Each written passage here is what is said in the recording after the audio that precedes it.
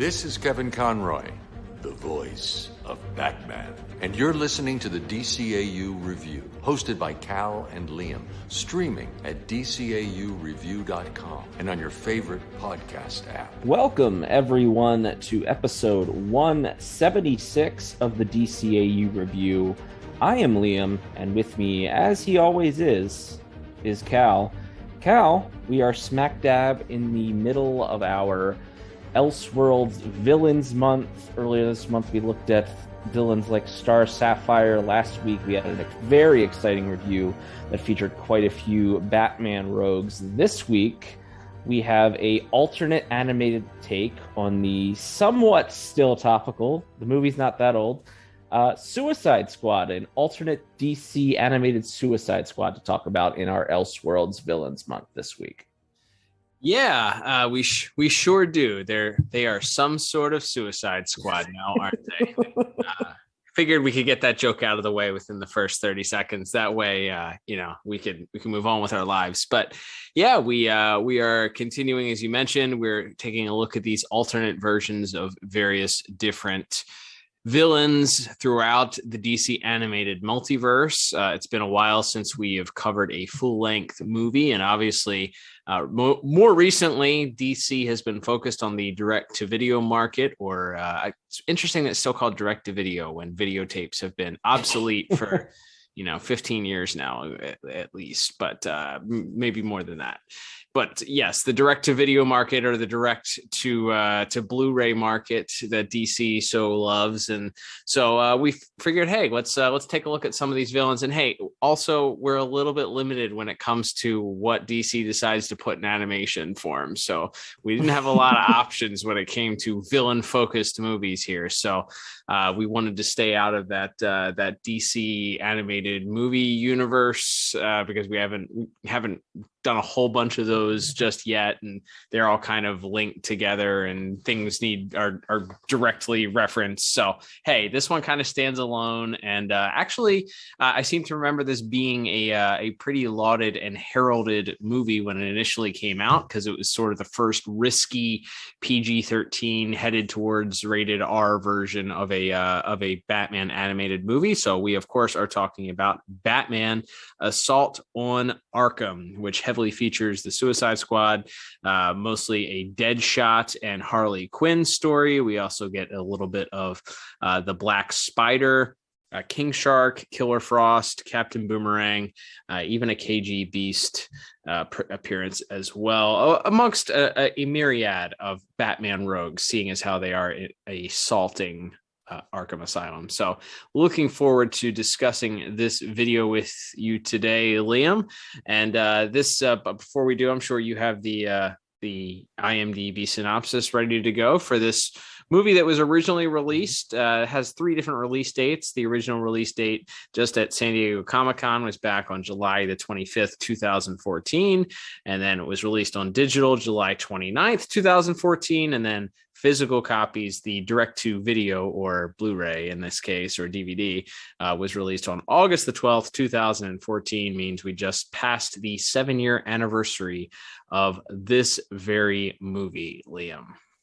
That's right. I appreciate the extra bang for our buck on the release dates this week, Cal. But triple trouble, y'all. Absolutely, and that will bring us to our IMDb synopsis for Batman Assault on Arkham, which is written by Heath Corson, directed by Jay Olivia and Ethan Spalding, with music by Robert Krall and animation by MOI Animation Studios. And that synopsis reads as such. Batman works desperately to find a bomb planted by the Joker, while Amanda Waller hires her newly formed Suicide Squad to break into Arkham Asylum and recover vital information stolen by the Riddler. Yeah, that's pretty good one. Yeah, it's pretty concise. That's right. So yeah, as we get into plot here, Cal, just as a disclaimer, normally when we review a cartoon, as longtime listeners will know, we try to break it down beat by beat, kind of scene by scene.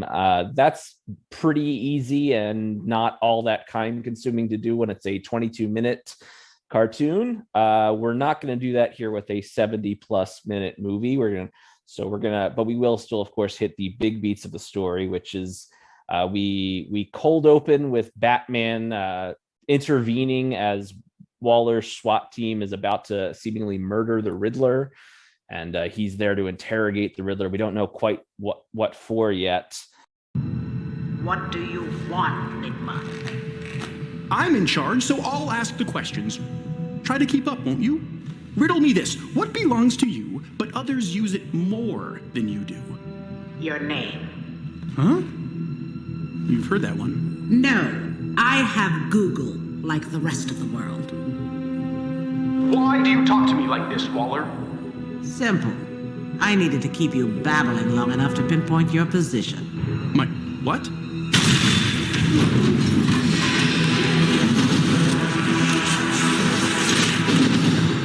Hands in the air where we can see them. Take him out. Make it hurt. Riddle me this. Why didn't I quit when I was ahead?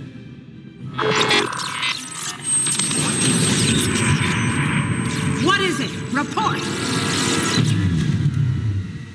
The Riddler is mine. But that sort of transitions into once Batman gets his hands on Riddler and sends him back to the asylum. That's sort of our impetus for the rest of the movie, as we're sort of dramatically introduced to our Task Force X/Suicide Squad through some fun vignettes, which I'm sure we'll certainly get into in visuals. But the plan, and we don't get it, we sort of get it revealed throughout the movie, but very quickly we realize that Waller needs some metahuman superpowered help to get into Arkham Asylum to retrieve something from the Riddler, though we don't quite know what at the start.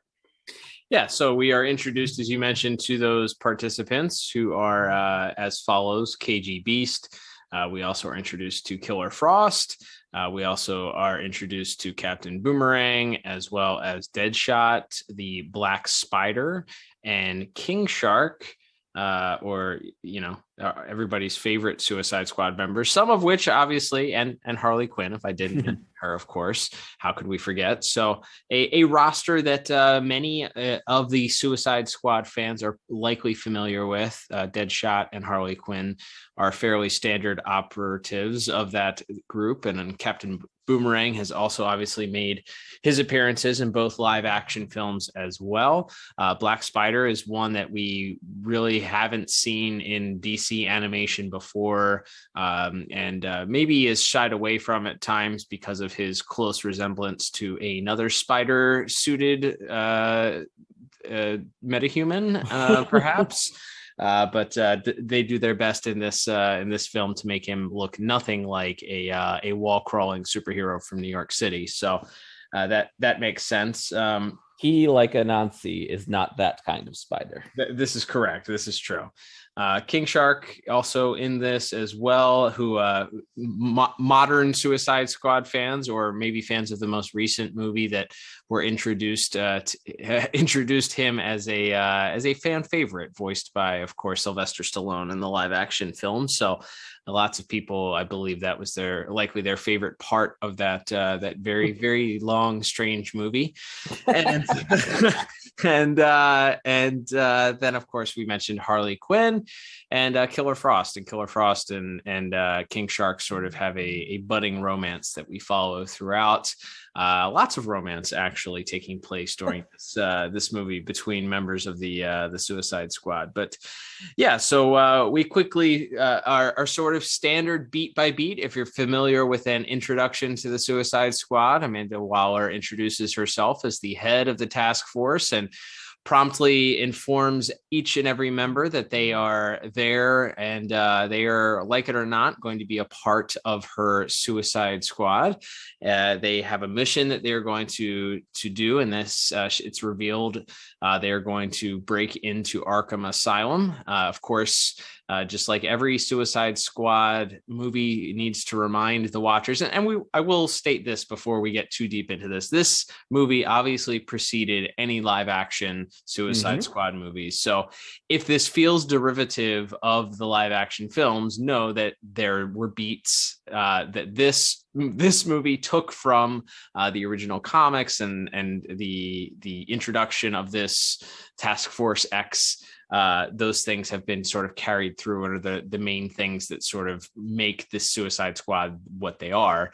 But also the beats and some of the visuals that we'll talk about later may have inspired some of what happened in the live action films later on. So if you're thinking that this ripped off the live action movies, know that obviously this movie came first.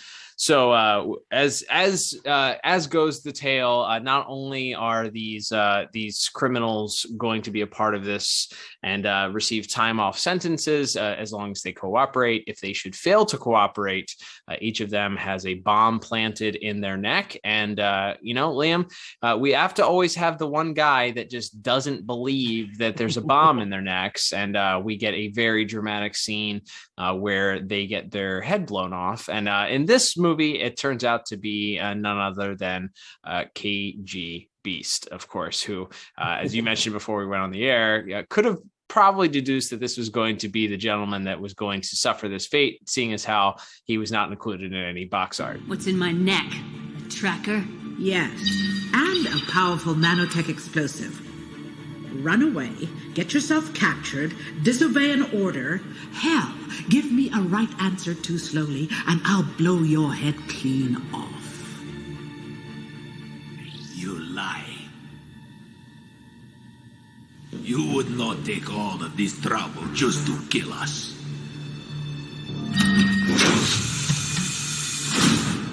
Try me.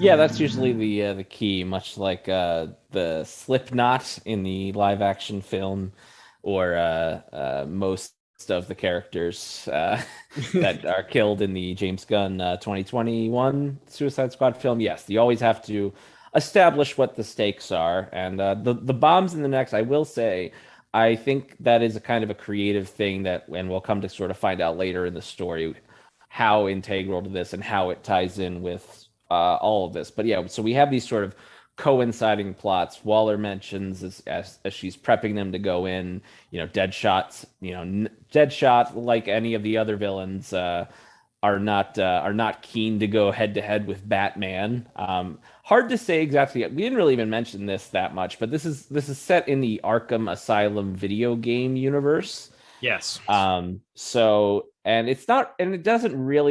doesn't do a lot to tie that in, other than some voice actors and a general aesthetic and like the designs of costumes and stuff, although even some of those are different. So you could totally watch this not having played those games. But I just point that out because like it's not exactly clear how many times Deadshot has come up against Batman. The Joker's alive, so we know this takes place before Arkham City. Spoiler alert for a decades-old video game at this point. But not exactly clear where this would fall. I guess it falls before the first game if you're trying to figure out a timeline, but after perhaps the Arkham Origins video game. So hard to say how many of these characters have come up against Batman before besides Harley.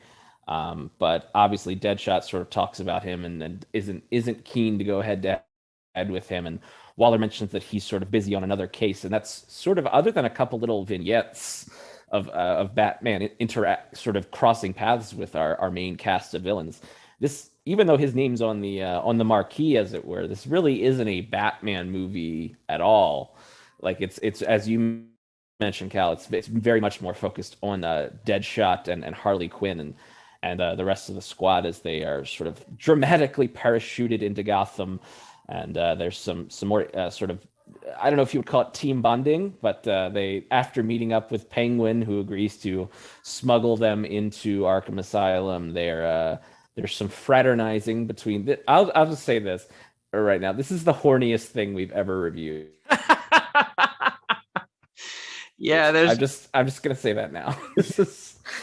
Yeah, that's horniest cartoon I've ever reviewed. And that's saying a lot, seeing as how we've had a lot of Jimmy Olsen just being completely and totally inappropriate on Superman the Animated Series in looking back. But yeah, this is for if you're listening to this and perhaps you're considering watching this on the HBO Max app or purchasing the Blu-ray or something like that, or I'm sure you can probably find this on discount at Walmart or something like that in their $5 DVD bin someplace. But if you're considering doing that, just know that the subject matter and some of the language probably isn't suitable for kids under 14.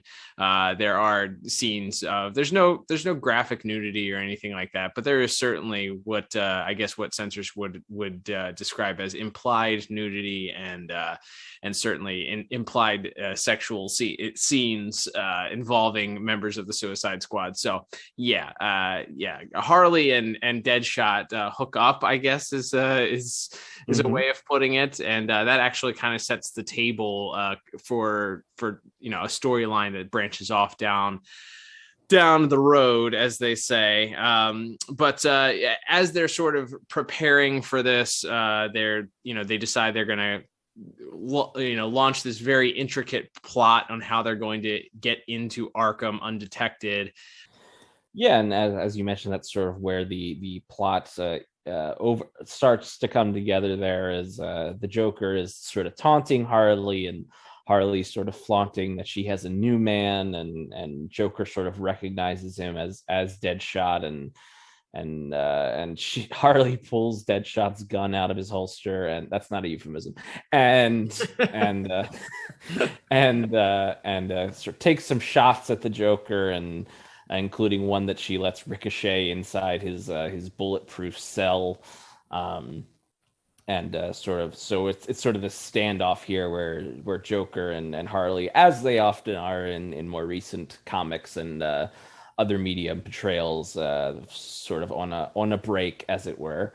And that sort of leads to the Joker eventually escaping as the bullet leaves a hole in his in the wall of his cell that he's able to get out of. But that comes later, after the rest of the squad sort of forms up, and they pull up a sewer grate that allows King Shark in, and he brings them all their gear. So we get the suit up sequence, and now they're sort of in full gear, ready to go into retrieve the Riddler's cane, which we're told has some sort of information that Waller needs extracting. But what we also find out as we go on here, and this is actually sort of when Batman finally sort of comes back into the story after we see him a couple other times. You said he has the scene where he's questioning Harley. We see him intervening in Mr. Zaz's attempt to murder somebody.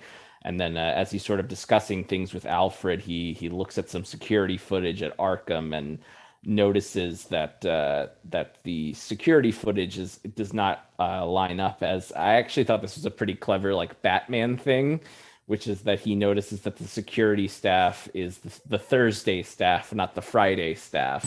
You seem troubled tonight, sir. It's Harley, Alfred. She was acting odd.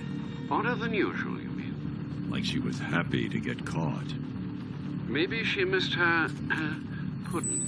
Maybe. More likely it's linked to the Joker's bomb. Arkham had a yellow alert this evening. Everything looks to be in place. That's Moshel. He doesn't work Fridays. Neither does Ferrick. That's the Thursday crew. This isn't live. They're broadcasting old footage. Something's wrong at Arkham. So he realizes that they must have rigged the security footage as to not arouse suspicion. And so he heads off to Arkham, where we get a fight between the squad and Batman. It's pretty dramatic, and seemingly the Suicide Squad escapes, and Black Spider actually walks out of the smoke holding Batman's utility belt, seemingly having defeated him. And that's a pretty dramatic sequence that's also followed up by Killer Frost disappearing, and we find out that she was tasked by Waller to have a separate mission, which was not to retrieve the Riddler's cane, but to simply kill him. And as she's about to, the Riddler's sort of being very, very Riddler-like, very taunting, and letting her know that he knows something she doesn't. And as she's about to sort of strike the killing blow, he informs her that the reason Waller wants him dead is that he knows how to disarm the bombs. And that sort of brings us to our third act as the Riddler and the Squad sort of go rogue at that point. Yeah, and slightly in the background, the Joker notices that the shots that Harley fired into his cell damaged it enough for him to reach into the walls, I guess, and rig the door of his cell to open. So he breaks out. They tell a fanciful tall tale that the Black Spider needed some medical attention, so that's why they're in the medical facility. Meanwhile, the Riddler is rigging them all up to give them extreme electroshock therapy in order to hopefully short circuit the bombs in their neck. It's the electroshock. It's the what now? I'm going to run 1,000 volts through your heads and fry your bombs. Oh! Good. Put the chairs in a circle here around Old Sparky. Oh, I love electroshock! It's a shiatsu massage for your brain! Lose those.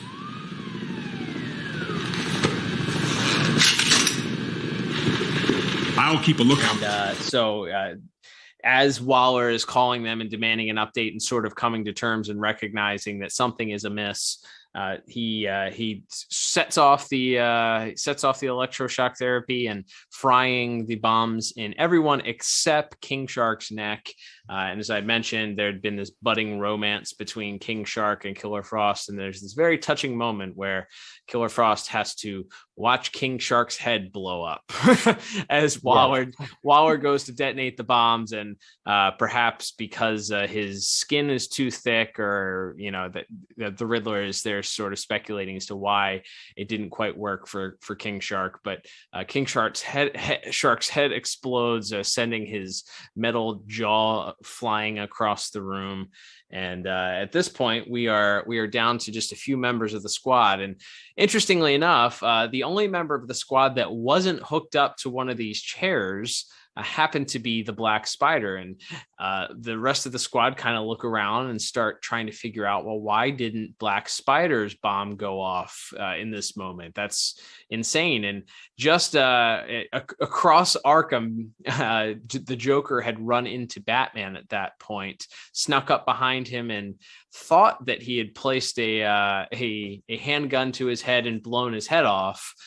Quite surprised by the size of the explosion caused once he shot Batman's head. But as he peels back the mask of Batman, he recognizes that it is in fact the true identity of the Black Spider underneath of the Batman mask, meaning, as we flash back to the electroshock therapy room, that the Suicide Squad has deduced that perhaps under this suit, it is not whom they think it is after all.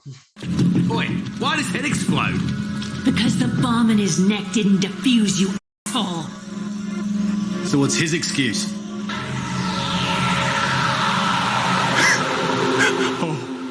Oh, that's rich.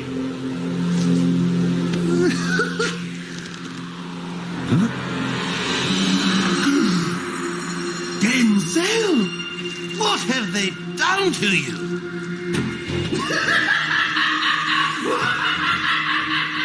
Haven't you solved it yet?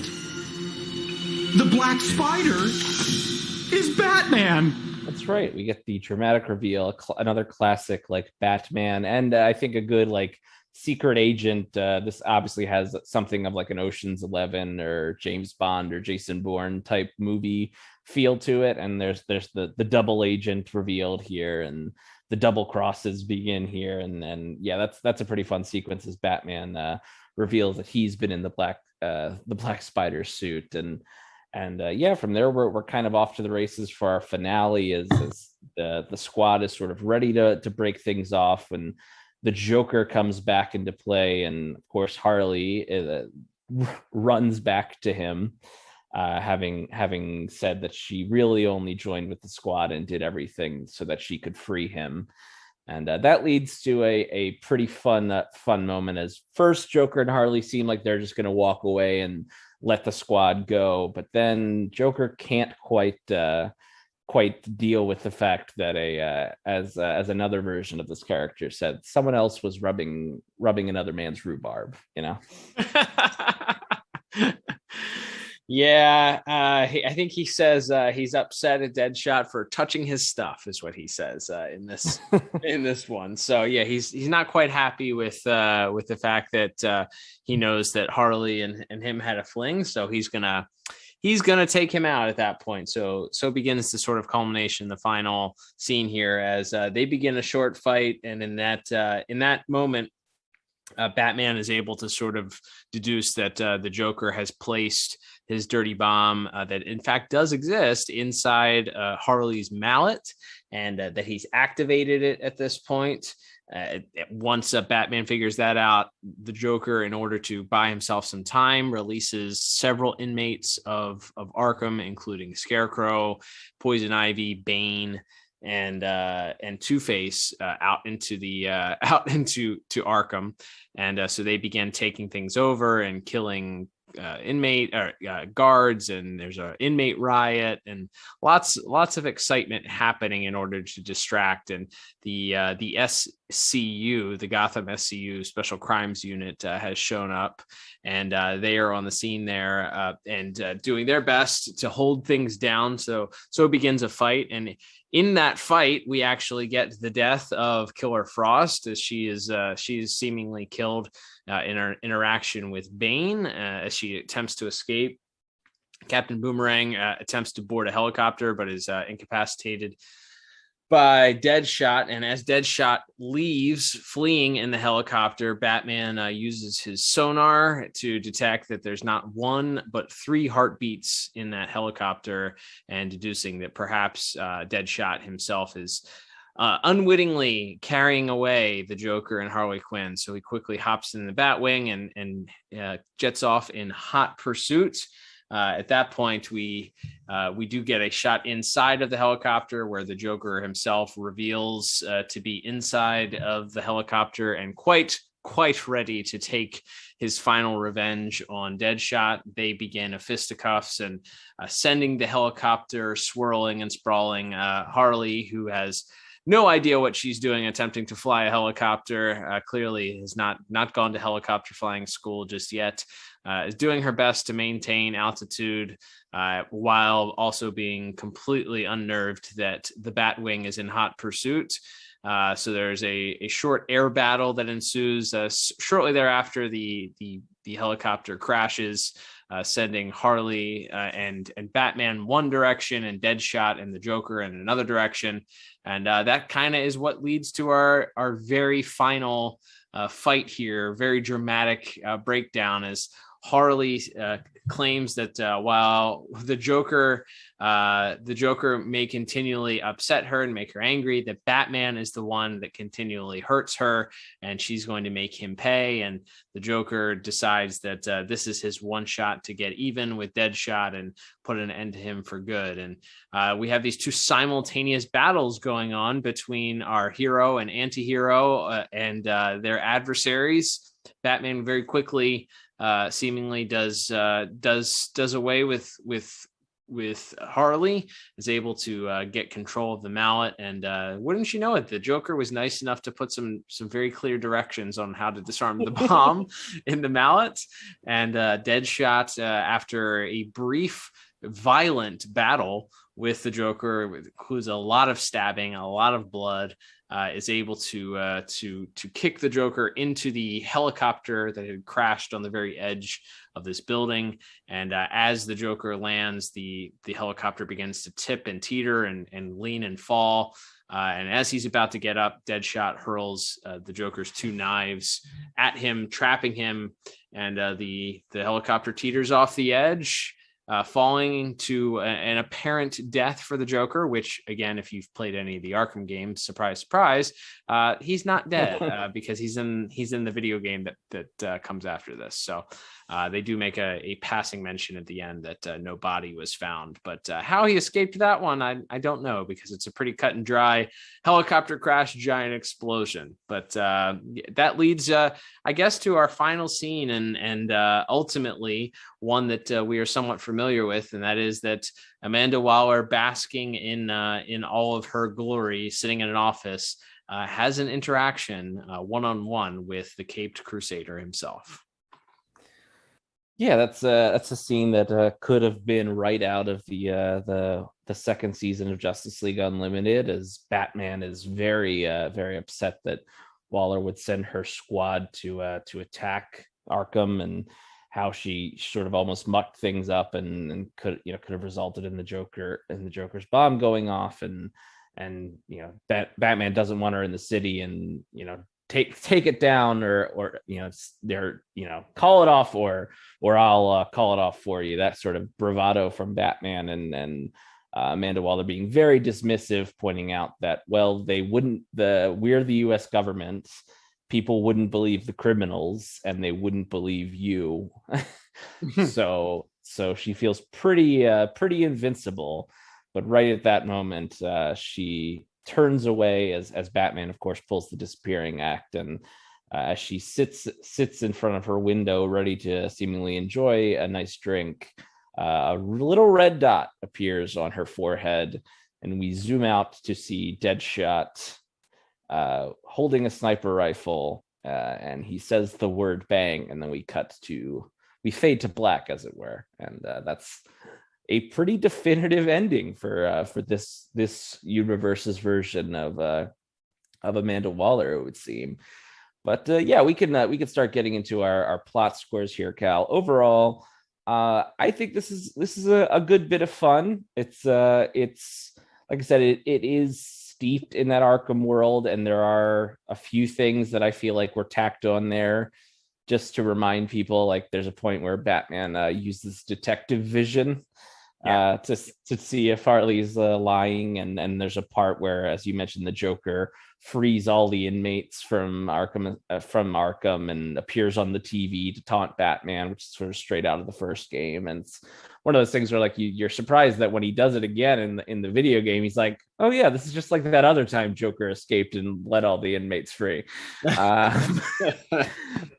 But it's overall, I think it's a fun movie. It's a cool idea to sort of, I think, do a Ocean's 11 or espionage spy movie, sort of in the Trojan horse of doing a Batman Arkham movie. And I think this is a pretty fun time. I came to a very solid 7 out of 10 for my plot score. Nice. I went just a tick higher. I went 8 out of 10 for my score. The reason why I looked at this in a vacuum, and I thought about this, granted, I had not watched this when it came out. This was my first viewing of this. So first time enjoying it. And as I said before, we kind of started breaking down the plot. There are points that feel very derivative of some of the points in the live action Suicide Squad movies. And there are things, I would say this one feels more cohesive in the way that the most recent James Gunn's Suicide Squad movie did. I think there are things that if they had just adapted a movie very similar to this, to the original 2016 Suicide Squad Jared Leto movie, I think you would have had a lot more happy campers. I've heard more people and even people that worked on that movie originally saying that the original idea was to kind of have the Joker be the main adversary. So there would have been a takeoff almost directly off of this film at that point. So this is almost the film to me that many people had requested or would have enjoyed for that 2016 movie, with the exception of maybe having Harley, be the main star and sort of, get her get her freedom, or make her stand against the Joker's sort of unhealthy relationship stronghold over her. So I think it's a good tale. It's a good story. I do think that there are elements that make it feel like it's a little bit forced into this universe, but it also doesn't feel. But it's not the whole thing. It's a couple things like here or there. So I think even having not played those games in several years, I played all of them, but it's certainly not having played Arkham Origins in a long time, and not played the other ones in not as long a time. It didn't feel like I was being dropped into a world where I needed to know all of the mythos of that specific universe. There were a couple nods that were, of course, appreciated. There's a cameo from Scarface, and there's the scene that they go through at the warehouse and see a bunch of different random Batman villains belongings. That felt very similar to things that you would see in the video game. So that was appreciated, and people that were familiar with those games and seeing those little Easter eggs would enjoy those things. But I think as a story, it works really well. Has a couple twists here and there. The fact that Harley was on the Joker side, the whole time isn't, it wasn't a surprise. Obviously, that's pretty standard fare. But the idea that they were also able to sort of make the climax make you really root for the Deadshot character. That was one of the things that I felt like from both live action movies, I didn't really feel any sort of connection to any of the characters, maybe with the exception of King Shark in the new movie. But I didn't really care about any of the characters at all. Like it didn't matter to me that these anti-heroes were, even Deadshot, who's supposed to be this sympathetic character because he's fighting, he has a daughter and he's there and he really just wants a good life for his daughter. It didn't ever really feel like that was very authentic. It makes you root for Deadshot at the end, especially in that battle against the Joker. So of course, who's going to root for the Joker in any fight against anyone? So, yeah, I think I think it's a good story. I think it stands alone, and it's a good example of one of these direct to video movies that sort of stands on its own, that you don't have to have a whole lot of universe building around it, and sort of holds up. This is 7 years old, and I think for the most part, story wise, despite being a little bit familiar to those live action movies, that it kind of stands up. Agreed. And that will move us on to our visuals and animation section here, Cal.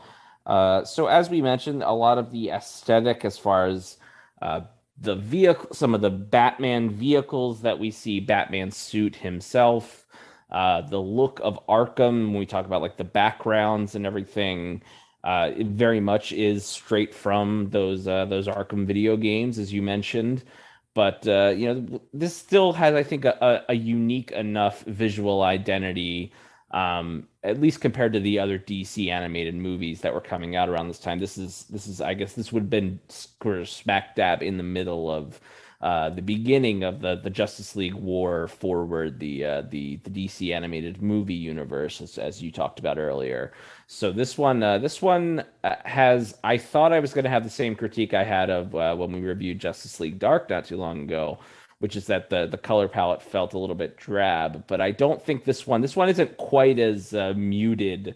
And I think like when there's a character in a colorful costume, whether that's Killer Frost or Harley, or the red eyes of the Black Spider suit, like the colorful moments, I think really pop against this sort of drab and dreary world, which again is also sort of made to not only match maybe the animation style, but also to match these very grimy and dirty environments that you're in when you play the video games.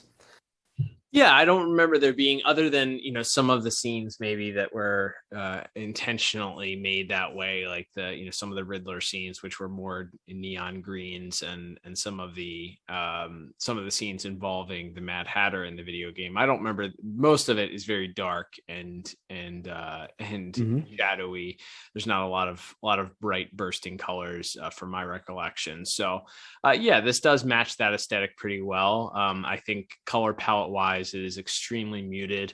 The scenes that we get, at least when they are breaking into Arkham initially, there's a lot more light in those scenes, and those scenes are sort of have that cold, stark, bright white lights of a hospital. So I think it matches the scenes at least there.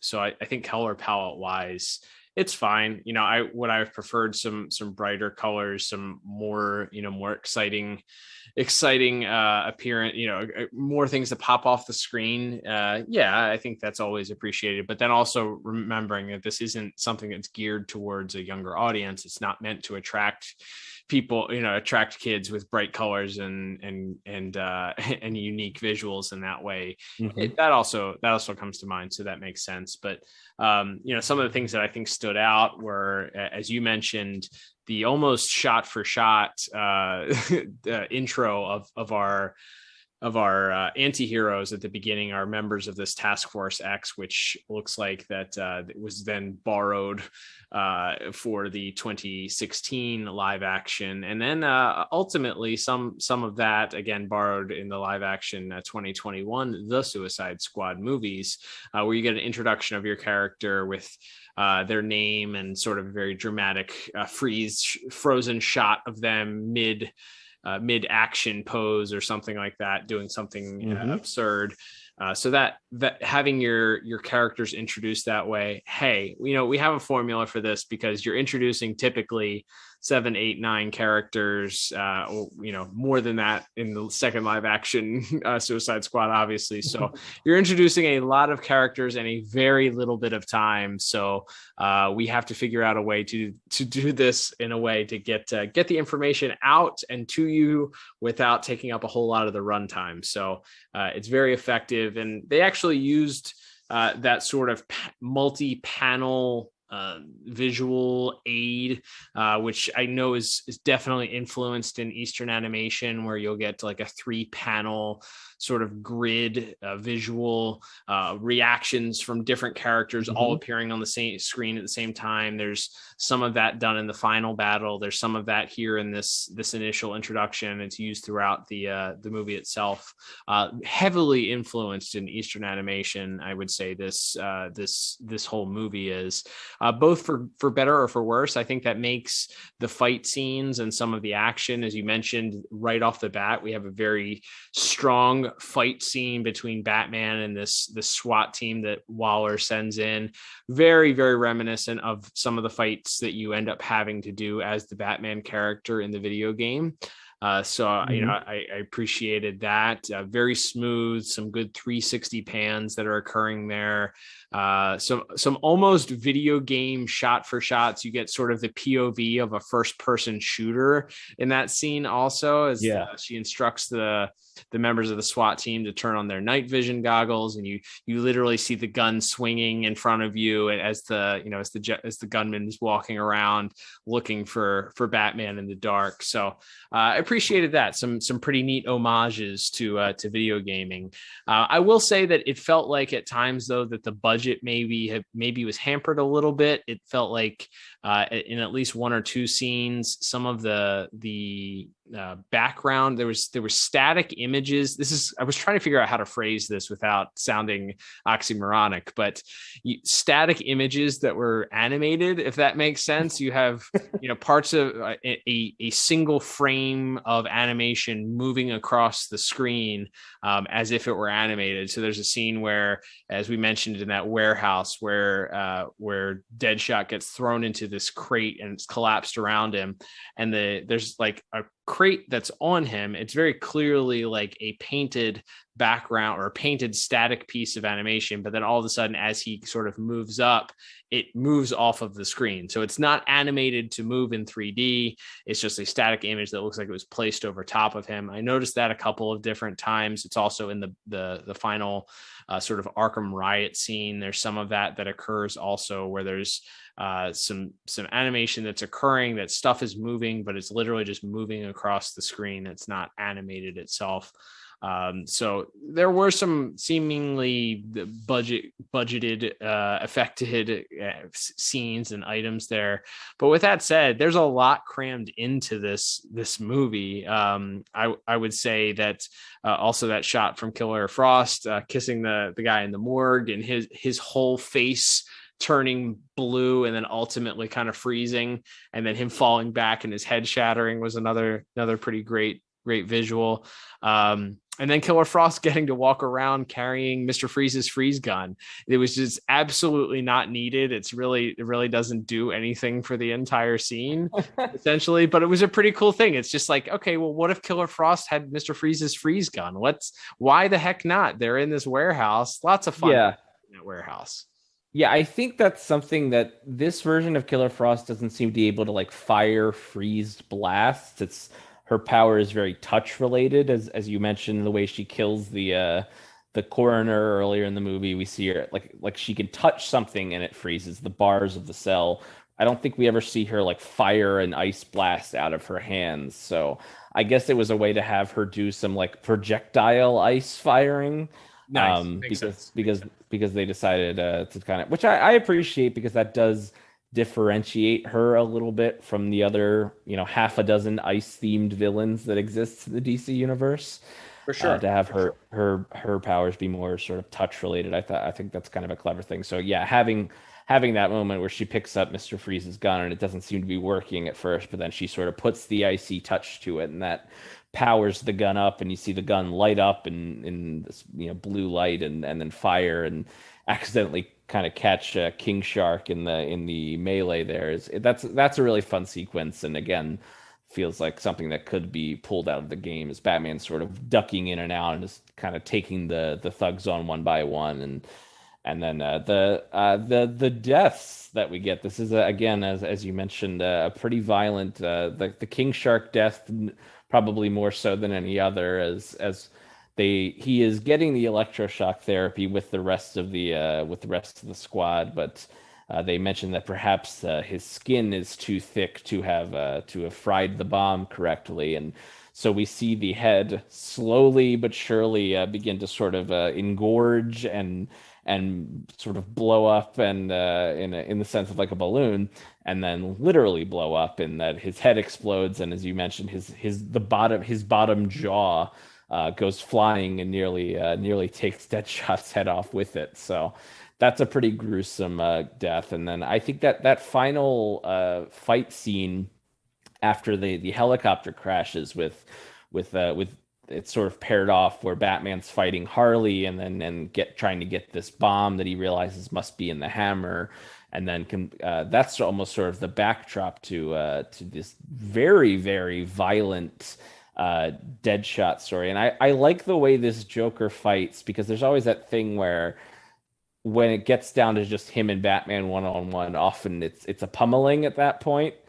So I like that they kind of showed off that this Joker he just moves so quickly, and he's so ferocious and so insane that he isn't necessarily a walk in the park, even for a skilled fighter like Deadshot. Yeah, he's still a menacing villain. He's a threat to, if he's a threat to Batman, he's going to be a threat to Deadshot too. So yeah, that brutal fight that you mentioned, there's stabbings, there's knives being thrown, blood like just pouring out, lots of brutal closed fist smashes to the Joker's face.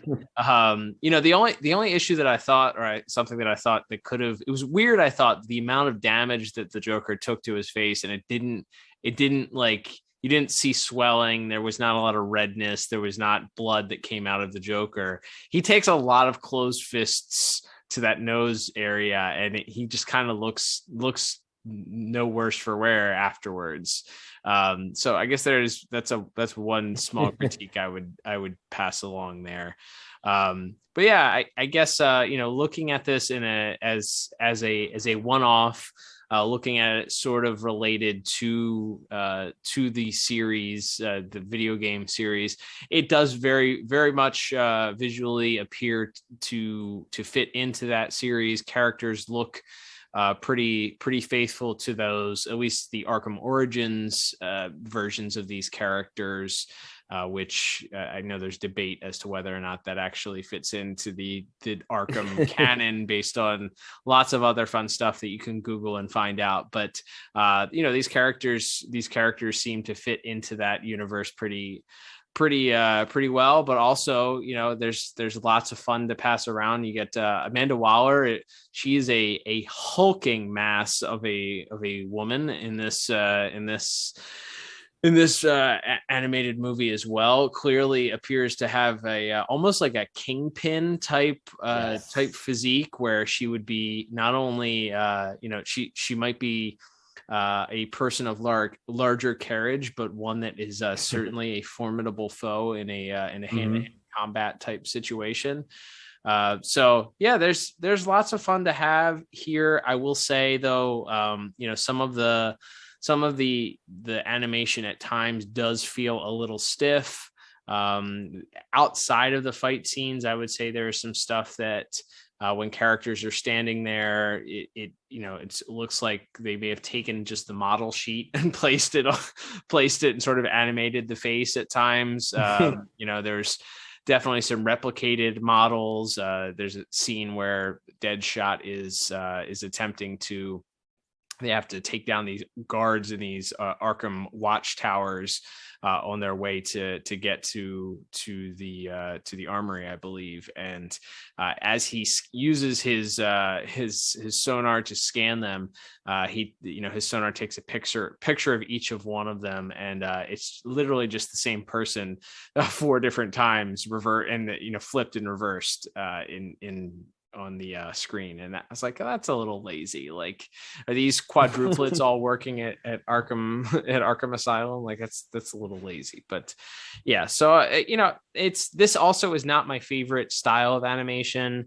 I can appreciate the more Eastern influenced animation, but I'm a little bit more of a fan of obviously DCAU style, or stuff that's a little bit more blocky and a little bit less anime influenced. So for all of those reasons, and just ultimately because I think that there were some things that may have been hampered by budget or maybe shortcuts, I went for a visual score of 6 out of 10. What about you? Yeah, I'm just a touch higher here. I went with a 7 out of 10. Definitely some fun visual homages to other Batman-related things, comic books and movies and such. So definitely some good stuff to be had in visuals. But that will move us on to music. And I will give this movie credit, Cal, in that we talked about this before. Sometimes with these longer episodes, or in this case, movies that we're viewing, sometimes the soundtrack bleeds in the background. This one does not, and mostly for the most obvious reason, which is that it's like 70% dubstep. Yes, the return of dubstep. It's so yes, this was the soundtrack has music composed by Mr. Robert J. Crowell, I believe is how you pronounce it, Crowell. Forgive me if I'm mispronouncing that, but so Mr. Crowell is also responsible, believe it or not, for the score on Justice League Dark, also, which was the movie that we most recently had reviewed a few months back in our month of magic, or Magic May. You can check that out in the archives at DCAUreview.com. Another fun one that we covered. But yeah, that movie almost exclusively had dubstep as its soundtrack, and this one is heavy on the dubstep, at least for the first several scenes, then sort of fades back into a more traditional score, and then brings the dubstep back again sort of for the climax. And then I feel like it's a fairly good mix between the two of them. There's the one thing that's always been missing for me from the Arkham games is a strong Batman theme. There's a Batman theme, but it's just sort of sounds like it's building to something that never crescendos. It's like you want to get excited about it. Okay, all right, and it's just orchestral music. That it doesn't have quite the crescendo of a Batman 89 or even the Shirley Walker or Danny Elfman classic Batman theme. With all that said, I didn't think it took anything too terribly away from it. I went ahead and gave music a 6 out of 10. What about you? Yeah, I actually went one tick higher. I went 7 out of 10. I am not as big of a fan of the dubstep as you are, but I thought it worked because it just gave this movie a very quirky flavor to me. Sure. And yeah, maybe it is a little bit outdated because they rely on it so much in this movie, but I think kind of punctuating all of the action beats with this sort of recurring theme and then it is kind of an odd contrast because when Batman comes in, and I'm not sure if the music used for Batman's theme is music directly lifted from the Arkham games, or if this is just sort of a sound alike to that, and as you mentioned, sort of little elements of maybe a Danny Elfman theme or a Shirley Walker Batman theme, but never quite pulling it all together. But overall, yeah, like I said, I think this movie definitely has a unique and memorable soundtrack, and I don't think it took away at all. I think it's pretty solid, and it kind of gives it this funky pace and kind of keeps this sort of quirky energy, which I think a lot of this movie has a certain weird quirkiness to it, as from the plot to the visuals to the music here. So that all checks out. And that will move us on to our final category here, Cal, which of course is our voice acting. Huge cast to talk about this week. A lot of names we know, some that have played these characters in other mediums. We will get the big obvious one out of the way first. Kevin Conroy is Batman. He's pretty good at that role. But he is sort of a bit player in this episode, in this movie, as we've talked about. He opens the movie and then has a couple scenes and then is sort of involved in the climax. But it's really more our villains that take center stage. Some of our other guest casts we have Martin Jarvis as Alfred, who also played him in the Arkham video games. Interestingly, we have a voice actor for the Riddler who did not play him in the Arkham games. Matthew Grubler voices him here. Doesn't have much to do, but does an all right job there. And then, speaking of the games, we do have briefly Nolan North doing his classic Penguin voice, which I think this is one people have opinions about. I don't know why he's British, but it's fine. And speaking of some of our other casts, in our Suicide Squad, some familiar names that we'll hit here. We do have Greg Ellis as Captain Boomerang, who I feel like I recognize the voice, but I was looking through his IMDb. There wasn't a ton here. He's been in a lot of stuff, and he has done a fair amount of voice acting, so it's possible I haven't placed exactly what I've heard him in, but he's also acted in things like Pirates of the Caribbean and Star Trek, usually in some sort of minor roles, but as well as, like I said, lots of video games and other animation. He's fine as a Captain Boomerang. We might need to ask our friend Nathan from Superman the Animated Podcast to grade the Australian accent here. I don't believe the man is actually Australian, so I'd be curious to hear how this Aussie accent stacks up against some others that he's heard. But I think there's some good comedy. There's sort of this budding thing between Boomerang and Deadshot, which is sort of paid off, where they're sort of butting heads throughout the movie, and they do have kind of a brief scuffle at the end of the movie, but then Deadshot just shoots him in the shoulder and runs into a helicopter. So that's more of a plot note than a note on the voice acting, but he doesn't have much to do other than to do some comedy, along with Jennifer Hale, of course, as Killer Frost, who played that role in Justice League, as well as the voices of Giganta and several other cartoons. We talk about her all the time. She does a fun job. She gets a little bit more to do, I think, than the the Justice League versions where she's sort of just one of the gang, perhaps due in part to this sort of budding romance between her and John DiMaggio's King Shark. Yeah, it's a fun, cute little budding romance that unfortunately, as we said, the payoff is King Shark gets his head blown off, but very fitting for a Suicide Squad movie. We're used to that. We need to subvert expectations.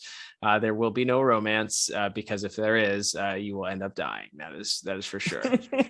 But it's interesting. It feels like, James Gunn sort of borrowed that a little bit for his most recent turn in the Suicide Squad, having one of the female leads fall in love with or have this budding romance with this giant. Although I will say James Gunn's King Shark is much more brainless. This King Shark, while not being clearly the sharpest tool in the shed, does have a little bit more of an ability to put words together and speaks in a little bit more complete sentences than the James Gunn version. But it's a fun little bit for her, and it's nice to see. I feel like we often talk about her in a role that's usually pretty small, or that's maybe not one of the main characters. So while she is sort of the second tier here to the Deadshot and certainly Joker and Harley storyline, it's nice that she gets a little bit more to do than maybe we're usually used to. And I think that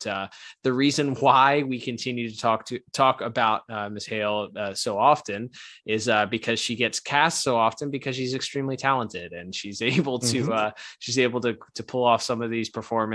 And this version of Killer Frost, I feel like, compared to her version, which I don't think we've yet covered or we haven't talked much about in Justice League Unlimited, is at least a little bit less, pun intended, cold. This one has a little bit more of a personality, I would say, and she gets to show off some of her acting chops a little bit here. There's lots of interactions between her and Boomerang being snippy with one another. There's a very, very funny scene as she comes out of the body bag in the morgue, where she had she had been laying in the body bag, and in order to get his point across that the body was dead, Captain Boomerang beats on the bag several times. And then as she gets out of the bag, and as we said, she kills the coroner, and as they've defeated everybody in the room, she takes that opportunity to give a swift kick between the legs to Captain Boomerang, who screams, "My ghoulies!" which I rewound and cackled at least twice. But I thought that was quite hilarious there. So some great interaction, just as the romance dichotomy with King Shark was a thing. Her rivalry and irritation with the very pig-headed, very inappropriate Captain Boomerang is paid off with a swift kick between the legs. So much appreciated with that. I think she did a great job. Agreed. And wrapping up our voice cast here. Still some big names to talk about. We, of course, have returning from her role as this character in Justice League Unlimited, CCH Pounder as Amanda Waller, and man, like it's one of those things where, on one hand, I'd like to see someone strike out and do that voice and make it their own. But also, when you have someone that's that good at it, like Kevin Conroy, like some of our other returning voice casts, if it ain't broke, like she's tremendous in here and gets to, I think, be she's a little more unhinged and a little more yelling and more violence to her, especially when she realizes that she's sort of been had and that the group is going rogue. She's really ready to kind of just set fire to the whole asylum if it means getting what she wants. Yeah, we talked about her previous work as this very character in the DCAU, and she was born for this role. Absolutely. Like I said, I really like that. As familiar as it is, as good as she is, the cold, calculating one, I like that they let her show a little bit more emotion, a little bit more aggression in this version. I like to see that.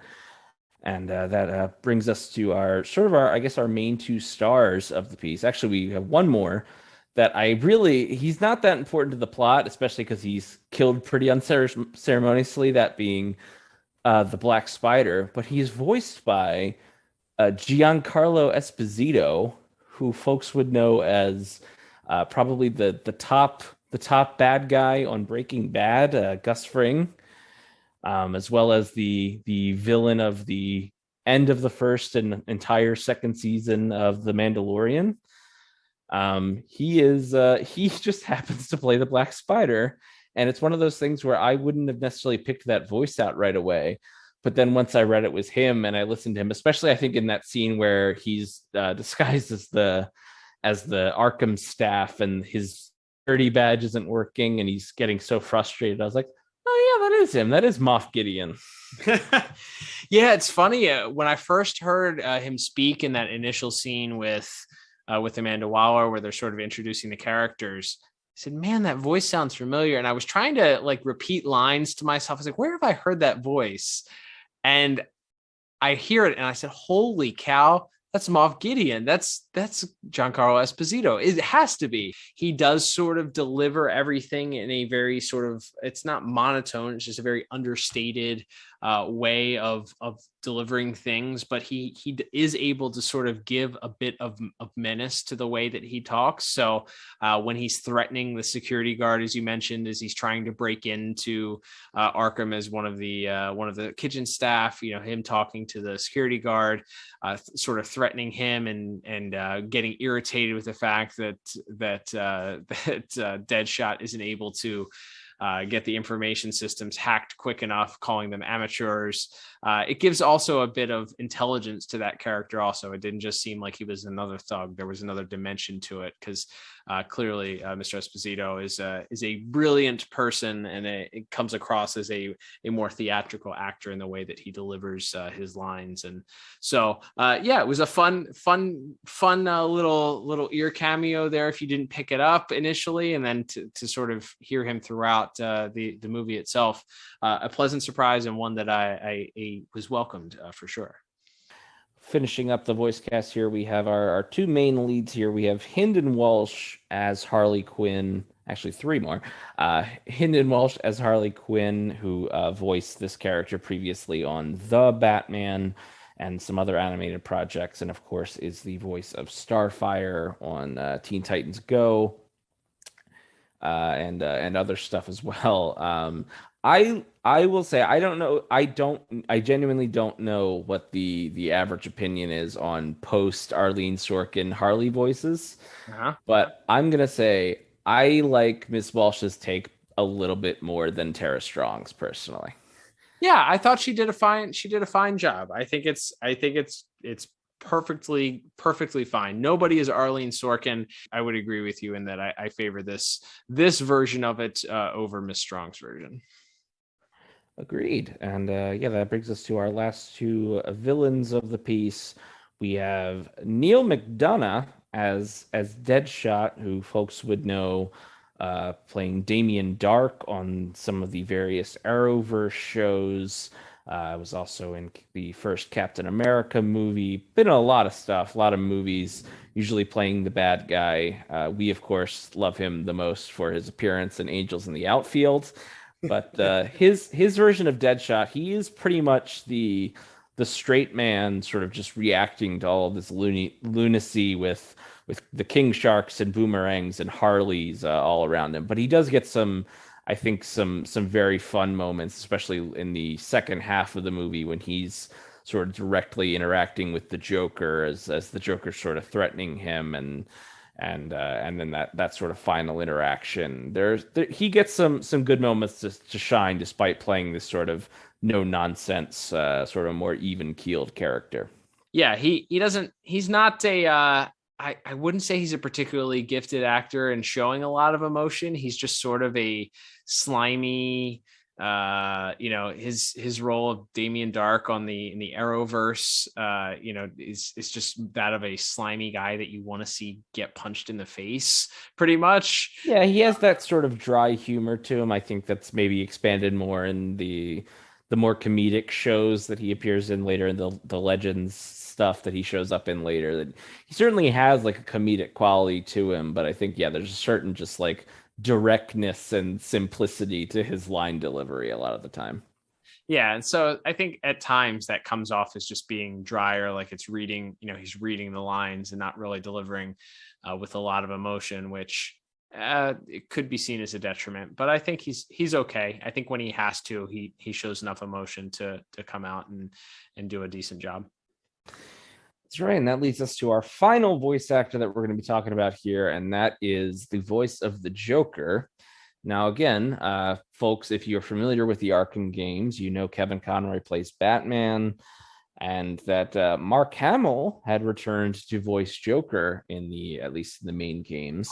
However, despite having Mr. Conroy on hand, they went with the Joker voice actor from the Arkham Origins game, which is it is part of that Arkham universe, but was sort of the stepchild of the Arkham games, and they cast that game's Joker, that being Troy Baker, who is a very prolific voice actor, especially in video games, things like The Last of Us, and plenty of others, where he's one of the video game names, along with, ironically, Nolan North, the voice of the Penguin in this. That you will see his name in the credits of nearly every sort of major AAA video game that comes out, because he's very talented, obviously. And I think it's a pretty good, as far as a straight up Mark Hamill impression, it's pretty good, although you had an interesting note of where it sort of falters. But I will say, despite me thinking that it's a pretty good impression, I think it's more noticeable that it's not him because you have Conroy there, because you have some of these other voice actors who have voiced the characters in other animated shows before all around him. And then it's just like, so it feels like your brain is like trying to make it Mark Hamill's voice, and it's not quite there. There's like some weird uncanny valley thing about his Joker. So that's not to say I think he does a bad job, but it doesn't quite fit to me, I think, with some of the other voice acting performances here. I think it can trick your brain into thinking that, at least initially, that it's him, especially in his interactions with Harley in the very first couple of scenes where he's introduced. But eventually you get to the point where he doesn't quite master, and I don't think anybody will ever master the laugh that Mark Hamill is able to pull off, or the different versions of the Joker laugh that he consistently is able to sort of mix up and come up with such a unique sound. And Mr. Baker doesn't quite hit all of the notes on that. I will say, in his general way of being understated and then coming out and being a little bit more over the top when needed, he sort of matches his performance to that. It's not, I don't think it's a complete swing and a miss, because there are some pretty important scenes where he's able, as I said, that initial interaction between him and Harley, and then his back and forth with Deadshot, and this rivalry that continues throughout the entire movie, I think does add at least to the final scene, and really makes the final scene feel like it has some stakes. And some of that is the way that he portrays some of this irrational anger of somebody else playing with the toy that he cast aside and didn't want anyway. Harlan, you're free! Don't you puddin' me. I go away and suddenly you've got new friends, even picked a new guy. You got it all wrong, baby. I was using them to help you escape. Who else would I break into Arkham for? Nobody, that's who. It'll be just like old times. Ooh.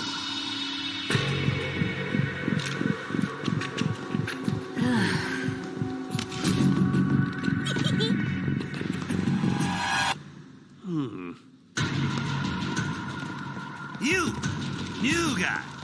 I don't like people touching my stuff.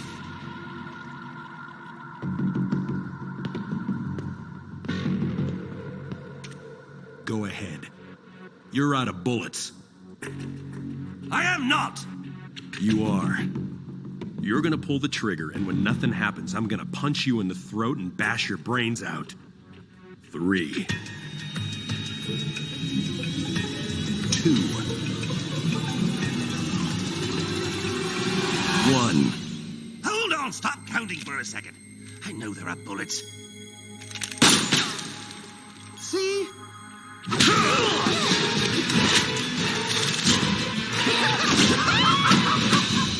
That's certainly an interesting part of the plot that has certainly needed a decent voice actor to come across to add to. So I didn't feel like he took away from it. I get what you're saying, though. It's not Mark Hamill, not quite deserving of an A+ where it may have been, prior if we had a Mark Hamill and Kevin Conroy duo once again. Agreed. Yeah. And I guess we can get into our scores here for voice acting. Like I said, I think it's a pretty strong cast all around. There's certainly some standouts. The Joker voice doesn't wow me. Again, not necessarily Mr. Baker's fault, but just it doesn't quite fit with the rest of the movie. That being said, I still thought it was a very strong cast overall, and those side characters like a Boomerang and like a Killer Frost kind of help lift things up. So I ended up with a very strong 8 out of 10 for my voice acting. Nice. I went with the same exact score. Overall, though, I think both pretty high scores from the both of us for that. Absolutely, Cal. And that will bring us to our final scores. And tallying everything up here, I have a pretty respectable final score of 29 out of 40. Nice. And I am just a point lower, that being a 28 out of 40. For this week's direct-to-video. I guess this one's hard to say as far as rewatchability is concerned, Liam. I don't anticipate being one that I throw in or watch potentially ever again. Not because it's bad, but because I've had my fill of Suicide Squad movies at this point. Yeah, it doesn't really have a lot of consequential moments for the Arkham universe as a whole, but like I said, it's a fun little slice, and to see those elements and some of those designs realized in more traditional animation is fun. So there's definitely stuff in there if you're a fan of the games, or as you said, Cal, if you're just a big fan of the Suicide Squad as a concept. I think this does right by it. So there's some good stuff in there, even if it isn't an all-time classic by at least by our measure. But that will begin to wrap us up here, Cal. Thank you, everyone, for listening, whether you do so on Apple Podcasts, Google Podcasts, Spotify, or, of course, if you are listening/watching on the YouTube channel, the Pod Tower YouTube channel, where you can find us as well as our friends from Tim Talk and the Watchtower database as well. Lots of great stuff up there. Check that out. And even if you don't follow us via YouTube, if you give us a subscribe there, we'd appreciate it, because again, you're not just helping us out, you're helping out some other great content creators as well. You can also check us out at DCAUreview.com. We have a shop there, ads on the podcast, so that is a small way you could look to support us, buy some stickers, buy a mug or a hat or something. You can find that at DCAUreview.com. But Cal, as we begin to wrap things up here, we have 1 week left in our Elseworlds month, and I'm gonna just come out and say it. We saved the best for last. That's right. We are cracking the seal, Liam, on a epic, large, very important animated series that, somehow we came down to it. We said, man, how have we not covered at least one episode of this on an Elseworlds? As many Elseworlds episodes as we've had. But hey, you know what? Better late than never. Looking at the very first episode of the Teen Titans animated series coming up here, man. A very, very influential, pivotal show from the last 20 years here that, we are excited to talk about. Yeah, that's right. So technically, this is not the first episode that was produced, but this was the first episode to air, and it kind of fits in more with our theme, which we'll get into next week, which is covering an episode that features villains that we've talked about before in other episodes. And that is, we are going to be covering the episode Final Exam, which was the actual first episode of Teen Titans to air on Cartoon Network back in the day. And that features, of course, not only the Hive, which was recurring villains in the series, but, of course, the legendary portrayal of Slade, a.k.a. Deathstroke. So lots to talk about with final exam next week, and I can't wait to get into that, Cal. A very special show for me especially, but we will get into all of that next week. And until then, I'm Liam. And I'm Cal. And we'll be back soon with another episode of the DCAU Review. Bye-bye.